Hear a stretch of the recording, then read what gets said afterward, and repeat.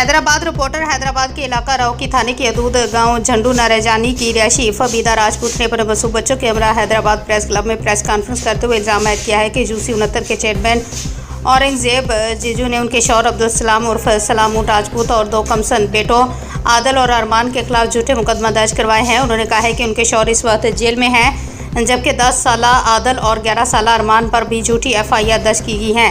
उनका कहना था कि चेयरमैन के साथ ही सैफुल्ला मक्सी ने उनकी ज़िंदगी अजीरन बना दी है। फबीदा राजपूत ने मज़ीद कहा कि वो एक शरीफ ख़ानदान से ताल्लुक़ रखते हैं और किसी भी गैर कानूनी सरगर्मी में मुलविस नहीं, बल्कि इसके बावजूद एक हफ्ते के अंदर उनके शौहर और बच्चों पर 4 झूठे मुकदमा दर्ज किए गए हैं। राहुकी थाने की पुलिस भी उनके खिलाफ जानबदार बनी हुई है। उन्होंने इल्ज़ाम लगाया है कि बासर चेयरमैन औरंगजेब जीजू अपने अफराद के जरिए उन्हें संगीन धमकियाँ देकर हरासा कर रहा है।